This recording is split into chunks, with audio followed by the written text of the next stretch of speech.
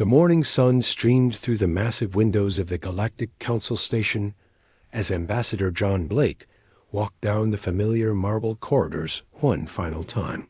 His footsteps echoed in the empty hallway while alien delegates gathered in their private chambers, whispering about trade routes and territorial disputes. For 30 years, John had walked these same halls every day, carrying humanity's hopes for peaceful coexistence with the galaxy's most powerful species, the Zephyrian. Empire had struck again last night. Their warships surrounded the human colony of New Denver, while their officials delivered another polite notice about administrative reorganization. The colonists had 72 hours to evacuate their homes and businesses. 3,000 families would lose everything they had built. Over 20 years of hard work. John had received the emergency transmission at dawn, along with 17 others just like it from the past month that Captain Lisa Martinez stood on the bridge of her patrol ship, watching the evacuation ships load up with desperate colonists. Her hands gripped the command rail so tightly her knuckles turned white. The Zephyrian enforcers floated nearby in their sleek destroyers, their weapon systems powered, but not quite targeting the human vessels. They knew the rules of this game. Humans would protest through proper diplomatic channels. Humans would file complaints with the Council. Humans would negotiate and compromise, and eventually accept another loss. The communication officer turned toward Lisa with barely controlled anger in his voice. "Captain, the colonists are asking why we cannot help them. The Zephyrian ships are not even trying to hide their contempt. They are laughing at us on open channels." Lisa stared at the evacuation ships filled with crying children and defeated adults. "Tell the colonists we have our orders. Document everything. Record every insult and every violation of interstellar law. Make sure our report is perfect, because that is all we can do." Back on Earth, President Robert Hayes sat in the Oval Office reading reports that made his stomach turn. The Krolix Consortium had blocked medical supplies bound for human colonies, claiming the shipments violated obscure safety regulations that had never existed before. 17 human merchant vessels sat impounded in Krolix space, while their crews faced trumped-up charges. The Vorthan Federation had imposed new taxes on human trade routes, making commerce nearly impossible for smaller companies. Secretary of Defense Nancy Coleman placed another stack of files on the president's desk. "The pattern is clear, sir. They are testing us. Every month the violations get worse. Every month they push harder to see what we will tolerate. Our diplomatic protests are being ignored completely." President Hayes opened the top file and saw photos of human prisoners in Vorthan detention centers. Their crime had been flying through space that belonged to no one according to galactic law. The Vorthans claimed it was a security zone established. Last week, the humans had been traveling that route for 15 years. "How many colonies have we lost this year?" the president asked. 17 to Zephyrian expansion, 12 to Krolix administrative seizures, 8 to Vorthan taxation policies. The colonists always have the choice to stay and accept alien rule, but most choose to leave. The president closed the file and looked out the window at the peaceful gardens. "They think we are weak because we choose diplomacy over violence. They think we are cowards because we prefer negotiation over war. They have forgotten that strength. Restraint is still strength." In the council chambers, Ambassador Blake took his usual seat while alien delegates filed in around him. The Zephyrian representative, a tall creature with silver skin and cold black eyes, nodded politely in his direction. The gesture was perfectly calculated to appear respectful while conveying complete dismissal. The Krolix delegate, a heavyset, being with multiple arms, was reviewing trade documents that would further restrict human commerce. The Vorthan ambassador, a pale humanoid with an oversized head, was discussing military exercises near human space with his aides. The council session began with routine business. Agricultural reports from peaceful systems, trade agreements between allied species, scientific cooperation programs that excluded human participation. Blake listened to the familiar rhythm of galactic politics while calculating how many human lives had been disrupted since the last meeting. When the floor opened for new business, Blake stood up slowly. The chamber fell silent as hundreds of alien eyes turned toward him. He had requested this time to address ongoing disputes between humanity and several council members. The delegates expected another carefully worded protest, another request for mediation, another human plea for fairness that they could safely ignore. Honored delegates, Blake began in his calm, measured voice. For 30 years I have served as humanity's representative to this august body. In that time, I have presented over 3,000 formal complaints regarding violations of interstellar law committed against human colonies, ships, and citizens. I have participated in hundreds of mediation sessions. I have negotiated dozens of treaties and agreements. The alien delegates shifted in their seats. This sounded like every other human speech they had endured. Blake continued speaking in the same quiet tone. Today, I stand before you not to present another complaint or request another mediation session. Today, I inform this council that humanity is withdrawing from all diplomatic relations with member species.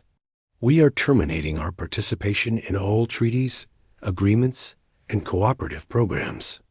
We are recalling all human personnel from council facilities and operations. The chamber erupted in confused murmurs. Several delegates activated their translation devices, certain they had misunderstood the human's words. Blake waited for silence before continuing. This withdrawal is effective immediately and is not subject to negotiation. Humanity will no longer seek council mediation for disputes. We will no longer participate in council operations. We will no longer provide services or support to member species. Any attempts to contact human diplomatic missions will receive automated responses directing you to this announcement. The Zephyrian ambassador stood up with obvious irritation. Ambassador Blake, surely you do not mean to suggest that humanity would abandon its responsibilities to the galactic community over minor administrative disagreements. Blake turned toward the Zephyrian with eyes that had seen too much injustice. There is nothing minor about the systematic seizure of human colonies. There is nothing administrative about the imprisonment of innocent merchants. There is nothing disagreeable about theft and extortion disguised as policy. The Krolix delegate activated his translation device again. The human is being unreasonable. These matters can be resolved through proper channels if humanity shows appropriate flexibility. Humanity has shown appropriate flexibility for 3 decades, Blake replied. We have compromised our interests. We have accepted losses. We have trusted in the wisdom of this council to ensure justice. That trust has been repaid with contempt. Blake gathered his papers and walked toward the chamber exit. The alien delegates watched in stunned silence as the human ambassador, who had never raised his voice or threatened anyone, calmly ended humanity's age of galactic diplomacy. Where do you think you are going? The Vorthan ambassador called out. You cannot simply walk away from your obligations. Blake paused at the chamber doors and looked back at the assembly of species who had mistaken patience for weakness. Humanity's only obligation now is to itself. Good day, delegates. The doors closed behind him with a soft whisper of air. The first sign of change came when the communication networks went silent. Engineer Mike Parker sat in the control room of Communication Station Alpha, watching as human technicians methodically shut down relay after relay. For 25 years, humanity had built and maintained the galactic communication grid that connected thousands of worlds across hundreds of light years. The network had been a gift to the galaxy, requiring no payment except the promise of peaceful cooperation. All primary relays are offline, sir, reported technician Linda Hayes as she sealed the last control panel. The automated systems will maintain basic function for approximately 6 months before requiring maintenance that will not be provided. Mike nodded and activated his personal communicator. Control, this is Station Alpha. All human personnel are ready for extraction. The facility is being transferred to emergency automation as ordered. Across the galaxy, similar scenes played out at hundreds of stations and facilities. The Krolix Consortium discovered their shipping computers were displaying error messages in human languages they had never bothered to learn. The Zephyrian Empire found their newly conquered colonies were protected by automated defense systems that refused to recognize alien command codes. The Vorthan Federation watched in confusion as their mighty warships reported cascading system failures. Commander Steve Johnson received his orders through encrypted channels while his ship patrolled the neutral zone between human and Vorthan space. The message was brief and clear. All units implement Protocol 7 immediately. Return to Sol space. Any interference will be met with appropriate response. Steve had trained for Protocol 7, but never expected to see it activated. The protocol called for the complete withdrawal of all human assets from galactic space. Within 30 days, every human ship, station, and facility would be abandoned or destroyed rather than left in alien hands. Every human citizen would return to Earth or the core colonies. Humanity would simply vanish from the galaxy as if they had never existed. The evacuation began within hours. Human cargo ships that had been carrying supplies to alien worlds turned around and headed home. Human merchants closed their shops on alien stations and packed their belongings. Human technicians walked away from machines they had maintained for decades, leaving behind systems that would fail without their expertise. Dr. Sarah Williams worked frantically in her laboratory on the research. Station orbiting Krolix Prime. She had been studying quantum physics with Krolix scientists for 8 years, sharing knowledge that had advanced both civilizations. Now she was destroying her research notes and wiping computer files that contained 30 years of human scientific discoveries. "Doctor, we must protest this action," said her Krolix research partner, his 4 arms waving in distress. "Our work together has been beneficial to all species. Surely humanity will reconsider this hasty decision." Sarah looked at the alien scientist, who had become a friend over the years. "You had 30 years to treat us as equals instead of useful servants. Your government chose to block our medical supplies and imprison our merchants. These are the consequences of that choice." The Krolix scientist's skin changed to a pale blue color that indicated confusion and fear. But this research station cannot function without human oversight.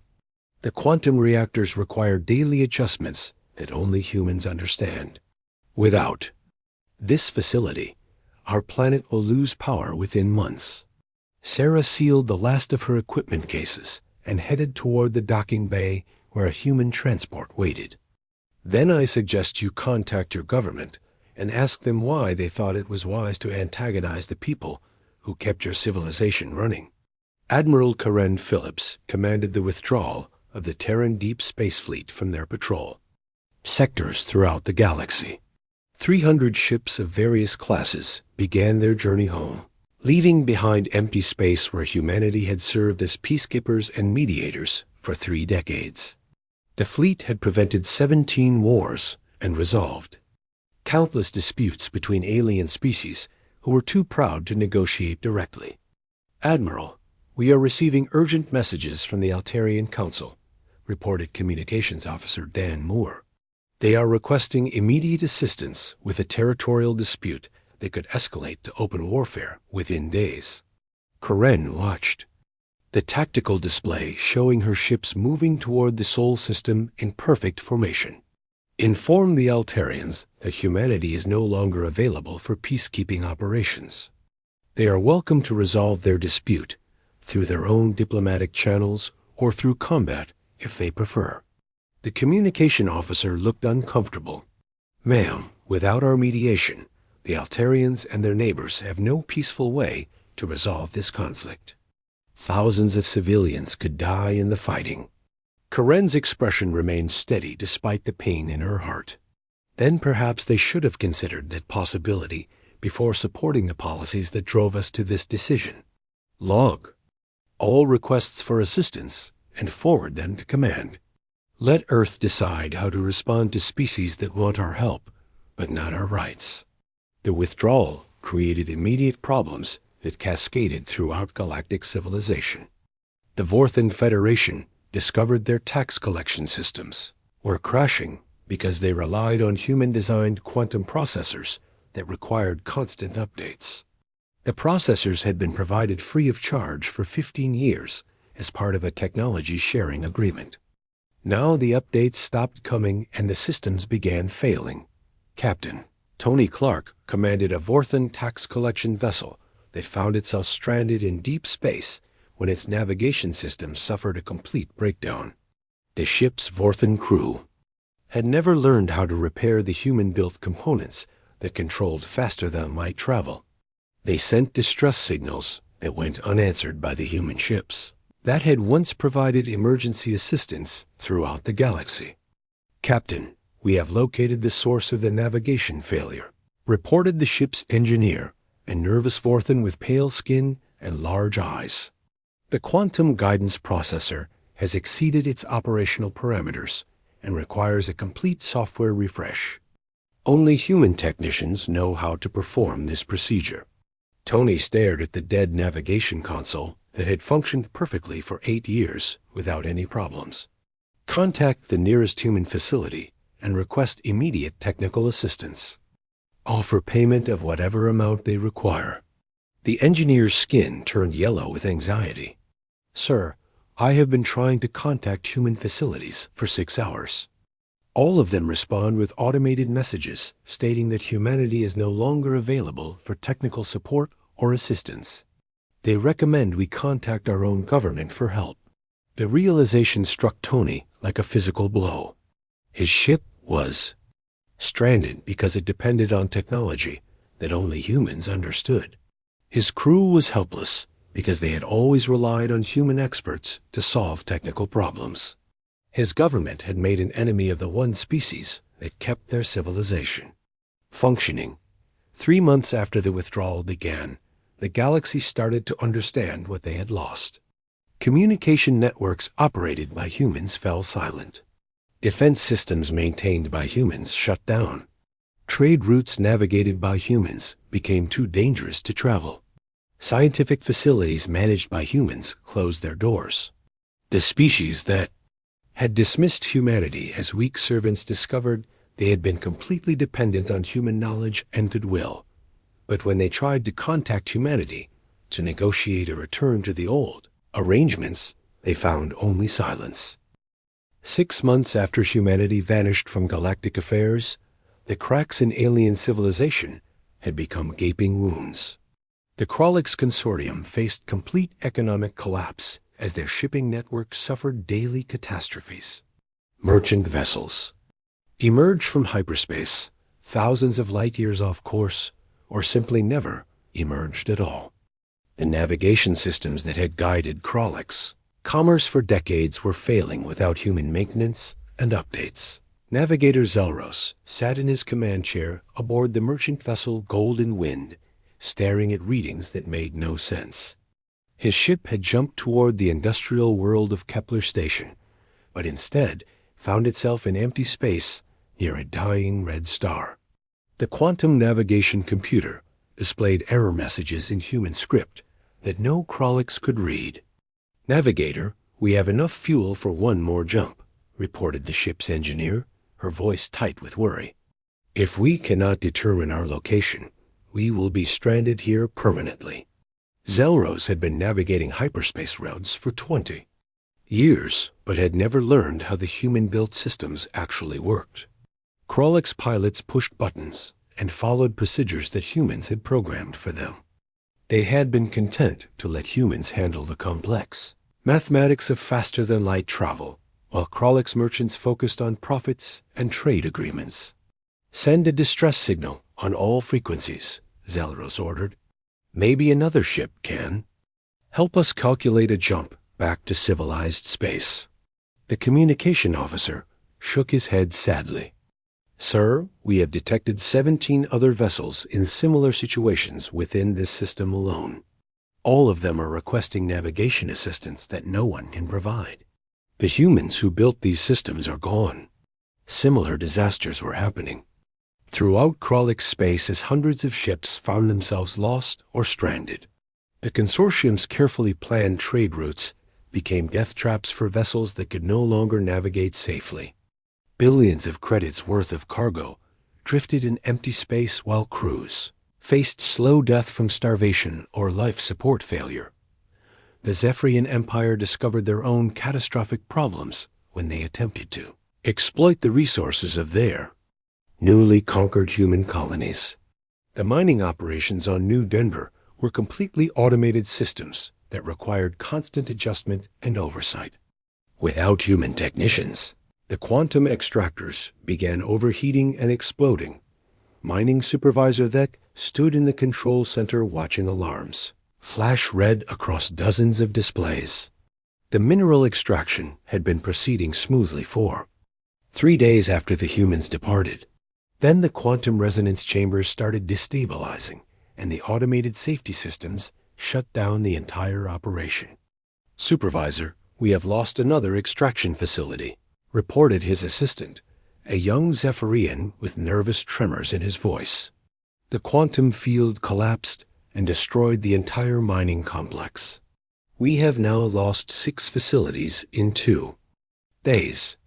Thek examined the readouts that showed power fluctuations throughout the mining network. The human-designed systems were failing faster than his crews could repair them. Every attempt to restart the extractors resulted in more explosions and equipment damage. "Contact the human technicians who operated these systems," Thek ordered. "Offer them triple wages to return and fix these problems." His assistant's skin darkened with embarrassment. "Sir, we expelled all human personnel when we claimed these colonies. They returned to Earth space and will not respond to our communications. Our own engineers cannot understand the quantum extraction technology." The truth became clear to Thek as he watched another facility destroy itself in a cascade of quantum explosions. The Zephyrians had seized 17 human colonies thinking they had gained valuable territory and resources. Instead, they had inherited 17 ecological disasters that were consuming resources faster than they could be contained. The atmospheric processors that maintained breathable air on the colonies were also failing without human oversight. Complex chemical reactions that had operated flawlessly for 20 years were now producing toxic gases that forced Zephyrian settlers to evacuate. The colonies that had been prizes of conquest were becoming uninhabitable wastelands. The Vorthan Federation faced the most shocking revelation of all. Their mighty war fleet, which had terrorized the galaxy for generations, was completely dependent on quantum processors manufactured exclusively in human space. As the existing processors began failing without replacement parts, Vorthan warships became expensive pieces of space junk. Admiral Korvex commanded the Vorthan 7th Fleet from his flagship Dominator, a massive dreadnought that had never lost a battle. Now he watched helplessly as his ship's weapon systems shut down one by one. The quantum targeting computers that guided his missiles were experiencing cascade failures that his technicians could not repair. "Admiral, we have lost main weapons on 12 vessels," reported his tactical officer, trying to hide the panic in his voice. "The quantum processors are burning out faster than we can replace them with our dwindling spare parts inventory." Korvex had commanded warships for 30 years, but had never concerned himself with the technical details of how they functioned. Vorthan warriors focused on strategy and combat, while humans maintained the complex systems that made modern warfare possible. The quantum processors had always been reliable, requiring replacement only every few years through routine supply shipments from human space. How many processors do we have in reserve? Corvex asked. Enough for perhaps 6 more months if we reduce fleet operations to emergency status only. After that, most of our vessels will be unable to fight effectively. The implication struck Corvex like a physical blow. The Vorthan Federation's power came from their ability to project military force throughout the galaxy. Without functioning warships, they could not maintain control over their subject species or defend their territory from rivals. The humans had built the very foundations of Vorthan military superiority. Throughout the galaxy, species that had dismissed humanity as weak servants were learning the true scope of their dependence. The Altarians discovered their planetary defense networks were controlled by human-designed artificial intelligence systems that refused to accept alien command codes. The Regellians found their industrial facilities shutting down as human-built. Fusion reactors exceeded safe operating parameters without proper maintenance. Emergency sessions of the Galactic Council devolved into chaos as delegates blamed each other for the crisis. The Krolix accused the Zephyrians of provoking humanity's withdrawal. The Zephyrians blamed the Vorthans for their aggressive policies. The Vorthans claimed that human weakness was the real problem, but privately, in their individual government chambers, alien leaders were beginning to understand a terrible truth. Humanity had not been dependent on the galaxy for survival or prosperity. The galaxy had been dependent on humanity for nearly everything that made modern civilization possible. The species they had treated as junior partners and useful servants had actually been the technological masters of known space. The humans had chosen restraint and cooperation not from weakness, but from strength. They had shared their advanced knowledge freely because they believed in peaceful coexistence. They had maintained alien systems and solved alien problems because they thought partnership was possible. Now that partnership was over, and the galaxy was learning what it meant to face the universe without human help. 1 year after humanity's withdrawal, the galaxy teetered on the edge of complete collapse. The emergency sessions of the Galactic Council had become desperate gatherings of leaders whose civilizations were failing piece by piece. The elegant marble halls that had once echoed with confident debates now hosted frantic arguments between species facing extinction. Council leader Vash of the Krolix Consortium stood before the assembled delegates with his 4 arms trembling in distress. His people had lost 60% of their merchant fleet to navigation failures and hyperspace accidents. The remaining ships were afraid to attempt long-distance jumps, effectively cutting the consortium off from half their territory. Honored delegates, we must face the reality of our situation, Vash announced, his voice cracking with strain. The humans were not our servants or our junior partners. They were the foundation upon which our entire galactic civilization was built. Without them, we are collapsing into primitive barbarism. Ambassador Jake Parker monitored the council session from his hidden observation post on Luna. The former deputy to Ambassador Blake now served as Earth's primary intelligence gatherer, watching the galaxy tear itself apart through their own spy networks. The irony was not lost on him that alien civilizations were so dependent on human technology that even their secure communications relied on human-built systems. The desperation is becoming more obvious each day, Jake reported to his superiors on Earth. The Krolix have lost most of their shipping capacity. The Zephyrians are evacuating the colonies they fought so hard to steal. The Vorthans are facing rebellions from species they can no longer intimidate with their broken warships. Dr. Monica Ross led the team of xenopsychologists analyzing the intercepted alien communications. Her reports painted a picture of civilizations in psychological as well as technological crisis. The species that had ruled the galaxy for centuries were discovering they had been living an illusion of power. The most interesting development is the complete breakdown of their superiority. Complex, Monica explained during her briefing to the Earth Defense Council. For generations, these species believed they were naturally superior to humans. They saw our willingness to cooperate as evidence of weakness rather than choice. Now they are forced to confront the reality that we were always the advanced species. In this relationship, the psychological impact was devastating. Krolyk's children, who had grown up believing their species was naturally gifted at space navigation, were learning that Krolyk's pilots had never actually understood how to navigate. Zephyrian warriors, who had been taught that conquest was their racial destiny, discovered their weapons were built by the peaceful humans they had dismissed. Vorthan leaders who had ruled through fear found their subjects laughing at warships that could no longer function. Captain Ben Clark commanded the reconnaissance ship Silent Observer, monitoring alien communications from the edge of Vorthan space. His reports confirmed what Earth's leadership had expected. Several species were preparing for a desperate military assault on the Sol system. The Vorthan High Command is gathering what remains of their functional fleet, Ben reported during his daily briefing.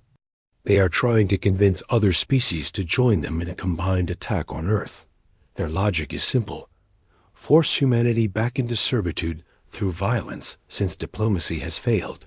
The alien plan was pathetically obvious to human intelligence. Analysts: the Krolyks would provide cargo ships converted into troop transports. The Zephyrians would contribute their fastest remaining warships for hit-and-run attacks. The Vorthans would serve as the main battle force with their few operational dreadnoughts. Together, they hoped to overwhelm Earth's defenses and capture enough human technicians to restore their failing civilizations. President Robert Hayes reviewed the intelligence reports in the secure briefing room beneath the White House. The alien fleet gathering at the edge of known space represented the largest military force ever assembled in galactic history. It was also the most desperate and poorly coordinated attack force imaginable. They still do not understand what they are dealing with, the president observed as he studied the tactical projections. They think we withdrew because we are afraid of confrontation. They believe our diplomatic nature means we are incapable of defending ourselves. Secretary of Defense Nancy Coleman activated the holographic display showing Earth's true military capabilities. For 30 years, while their diplomats had negotiated and their engineers had served alien civilizations, humanity had been quietly preparing for the possibility that cooperation might fail. The Terran Defense Fleet has been ready for this scenario since the day we made first contact, Nancy explained. Every human ship, weapon, and defensive system was designed with the assumption that we might someday face the combined forces of the galaxy. Our technology is not just more advanced than theirs. It exists in a completely different category. The alien fleets began moving toward Sol system in a ragged formation that revealed their desperation. Ships with failing navigation systems struggled to maintain formation. Vessels with damaged weapons tried to hide their weaknesses. Crews who had never worked together attempted to coordinate attacks using incompatible communication systems. Admiral Laura Davis received command of Vanga, the Terran Defense Fleet, from her flagship Determination, a vessel that represented the pinnacle of human military engineering. The ship was invisible to alien sensors, invulnerable to alien weapons, and capable of destroying entire fleets without taking damage. It was one of 300 similar vessels that had been hidden in deep space installations throughout the route. Sol system. All units report ready for defensive operations, Admiral Davis announced to her fleet commanders. Remember that our goal is not to destroy the aliens, but to demonstrate the futility of violence against humanity. We want survivors to carry our message back to their governments.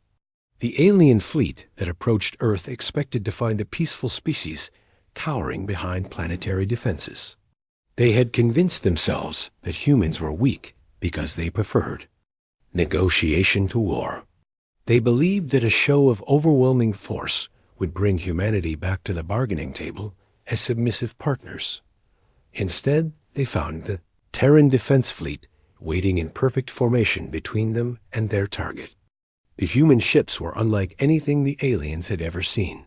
Sleek vessels that seemed to bend light around them, armed with weapons that defied known physics, protected by shields that made them effectively invulnerable. Captain Rick Turner opened communications to the alien fleet from his command ship Guardian. His message was broadcast on all frequencies in every known galactic language. You have entered Sol System with hostile intent against the human species.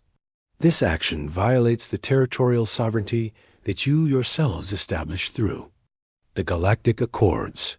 You have one opportunity to withdraw peacefully and return to your home systems.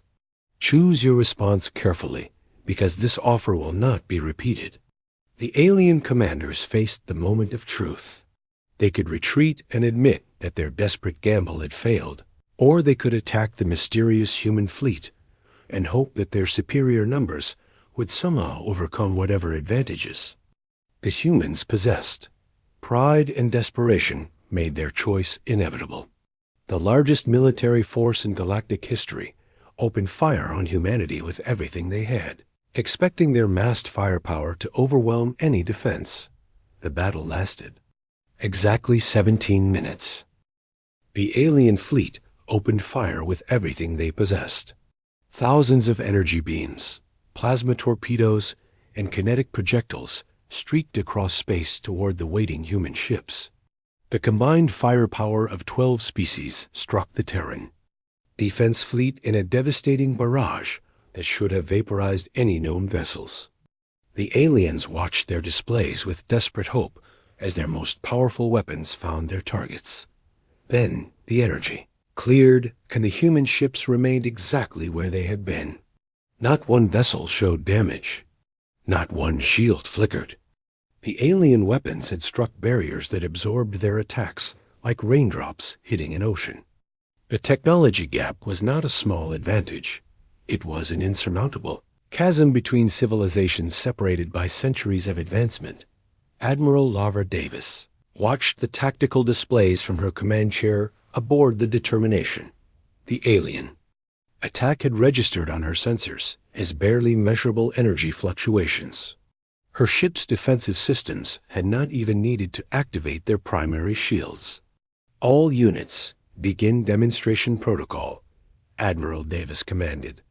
Target alien weapons and propulsion systems only. We want survivors to carry our message back to their governments. The human counterattack was surgical in its precision. Beam weapons that operated on principles unknown to galactic science reached out across impossible distances to disable alien ships with pinpoint accuracy. Each shot was calculated to neutralize threats while preserving alien lives.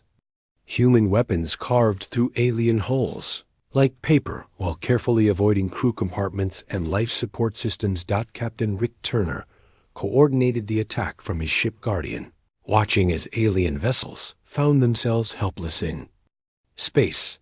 Vorthan dreadnoughts that had terrorized the galaxy for generations were reduced to powerless hulks in seconds. Krolek's cargo ships converted for war lost their weapons before their crews realized the battle had begun. Zephyrian fast attack craft discovered their engines destroyed while their pilots sat unharmed in undamaged cockpits. Captain, the alien fleet is attempting to withdraw, reported his tactical officer. Several vessels are broadcasting surrender. Signals on multiple frequencies. Rick studied the tactical display showing hundreds of alien ships drifting helplessly in space. The demonstration was complete. Any species with intelligence would understand that further resistance was not just futile but suicidal. Allow the functional vessels to approach and recover their disabled ships, Rick ordered. Monitor all communications, but do not interfere with rescue operations. We want every alien crew member to survive this encounter and report what they witnessed. The battle had lasted 17 minutes from first shot to final surrender. In that time, the largest military force in galactic history had been completely neutralized without the loss of a single human life. More importantly, no alien lives had been lost either. Humanity had demonstrated overwhelming superiority, while showing the same restraint that had characterized their diplomatic efforts. Commander Steve Johnson piloted his ship through the wreckage of alien ambitions, documenting the aftermath for Earth's historical records. Disabled alien vessels floated like broken toys, while their crews worked desperately to restore life support and communications. The proud fleets that had arrived to conquer humanity were now dependent on human mercy for their survival. This is not a battle, Steve observed in his official report. This is a parent teaching a lesson to children who played with weapons they did not understand. Admiral Davis opened a communication channel that reached every alien ship in the Sol system. Her voice was calm and professional as she addressed the defeated fleet commanders. I am Admiral Lavra Davis of the Terran Defense Fleet. Your attack on humanity has failed completely. Your weapons are ineffective against our defenses. Your ships are inferior to our technology. Your strategy was flawed from conception to execution. The alien commanders listened in stunned silence as the human admiral continued her broadcast. They had expected angry threats or demands for surrender. Instead, they heard the voice of a teacher explaining reality to confused students. For 30 years, humanity chose diplomacy because we believed in peaceful coexistence. We chose service because we believed in cooperation. We chose restraint because we hoped you could learn to see us as equals rather than servants. You have proven that hope was misplaced. Captain Tony Clark found himself commanding one of the disabled Vorthan vessels, as his admiral and senior officers had been injured during the brief battle. His ship drifted powerless while human vessels moved through the debris field like graceful predators among helpless prey. Sir, we are receiving medical assistance offers from the human fleet, reported his communications officer, her voice shaking with disbelief. They are volunteering to help with our wounded, despite our unprovoked attack on their territory. Tony stared at the offer displayed on his screen. Even after defeating the largest invasion force in galactic history, the humans were offering aid to their enemies. The same species that alien leaders had dismissed as weak was demonstrating strength beyond imagination while maintaining the same compassion that had characterized their diplomatic efforts. Admiral Davis continued her broadcast. To the scattered remnants of the alien fleet, this demonstration is concluded. You will be allowed to return to your home systems with a message for your governments. Humanity will defend itself and its interests, but we will not pursue conquest or revenge. The choice of how to proceed belongs to you. The aftermath of the battle sent shockwaves throughout galactic civilization. The alien crews who returned home carried reports that seemed impossible but could not be denied. Humanity possessed technology that made galactic military forces obsolete. More disturbing was the realization that humans had always possessed this technology, but had chosen not to use it. Dr. Monica Ross analyzed the psychological impact reports from across alien space. The defeat had shattered more than military confidence. It had destroyed the fundamental beliefs that alien civilizations used to justify their existence. They are experiencing collective trauma, Monica reported to the Earth Defense Council. For centuries, these species believed they were naturally superior to humanity. They built their entire identity around the assumption that might makes right and that conquest proves worthiness. Now they must confront the truth that they have been the inferior species all along. The Krolix Consortium faced internal revolution as their citizens demanded answers about how their leaders had antagonized the species that kept their civilization functioning. The Zephyrian Empire saw massive protests as colonists refused to serve a government that had proven itself incapable of protecting them. The Vorthan Federation watched their subject species declare independence now that Vorthan military power was revealed as an illusion. President Robert Hayes addressed the joint session of Congress 6 months after the battle. The speech was broadcast to every human colony and monitored by alien intelligence services throughout the galaxy. The galaxy has learned that peace is not the absence of strength, but strength choosing restraint. For 30 years, we extended our hand in friendship and received contempt in return. When diplomacy failed, we withdrew our cooperation. When withdrawal was not respected, we demonstrated the consequences of forcing peaceful people to defend themselves. The president paused as he looked out at the representatives of humanity's true democracy.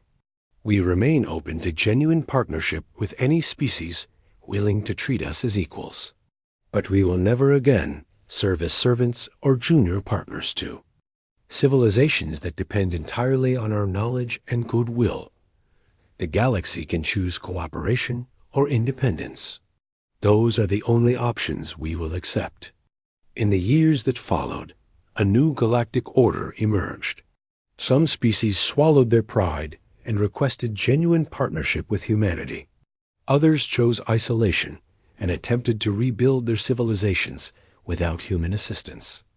A few continued to plot revenge while their societies crumbled around them. But throughout the galaxy, one lesson had been learned permanently. The humans who preferred negotiation to violence were the same humans who could end any conflict in 17 minutes. Peace was not weakness, it was strength restrained by wisdom. And when that restraint was finally abandoned, the universe itself would bend to accommodate the will of humanity.